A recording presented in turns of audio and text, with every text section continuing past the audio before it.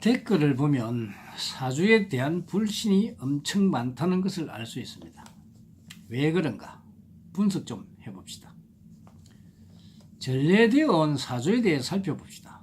사주란 것은 자신이 전생으로부터 자신의 업에 의한 자신의 능력과 성격, 특성 등 인연관계 등이 포함되어 있는데 이것을 풀어내는 것을 사주를 보는 것입니다. 그런데 이때까지 내려온 사주를 보러 가면 어느 누구도 사주를 봐준 적이 없다는 것을 알 수가 있다는 것입니다. 한 번도 본인들에 의한 사주를 본 사람이 없다 보니 자신이 사주를 알지 못하고 있다는 것을 알 수가 있습니다. 연주월주 일주시주 즉 사주를 푸는 명식을 세워놓고 이것이 당신 사주라 하고 한 것이며, 명식을 세워놓고 당신은 목이 없다, 금이 많다, 토가 많다, 화가 많다, 수가 많다, 또는 물로 태어나, 불로 태어나, 흙으로 태어나, 나무로 태어나, 이런 인간을 분석하고 있는 현실입니다.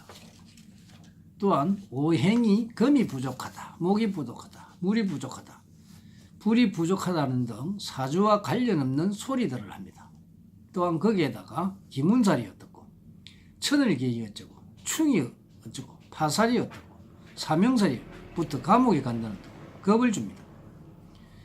전혀 사주와 관계없는 사항들을 이해하고 있으니 사주를 본 사람도 자신의 사주를 전혀 알 수가 없었던 것입니다.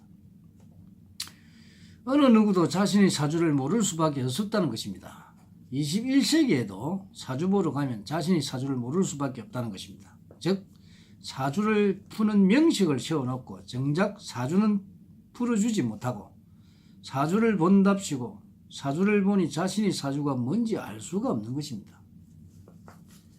사람들이 자신의 사주를 모르는 것은 자기 자신을 모른다는 것입니다. 자기 자신을 모르니 자신의 미래는 없고 갈 길을 모르니 될 대로 가는 것이 당연합니다.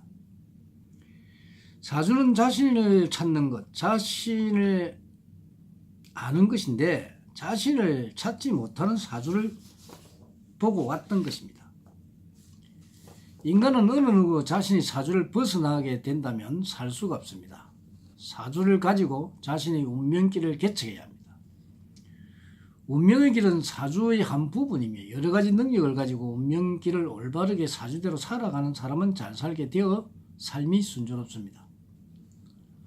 지혜를 가진 사람은 자신을 알아 주어진 능력들을 개발하여 활용하는 사람들이며, 이런 지혜를 잘 사용하는 사람이 못 사는 법은 없는 것입니다. 댓글에 사주를 제대로 보지 못한 사람들이 사주를 비난하는 것은 당연합니다. 그러나 한 번이라도 자신의 사주를 올바르게 본다면 사주란 정말 있는 거구나 하는 것을 알 수가 있을 것입니다.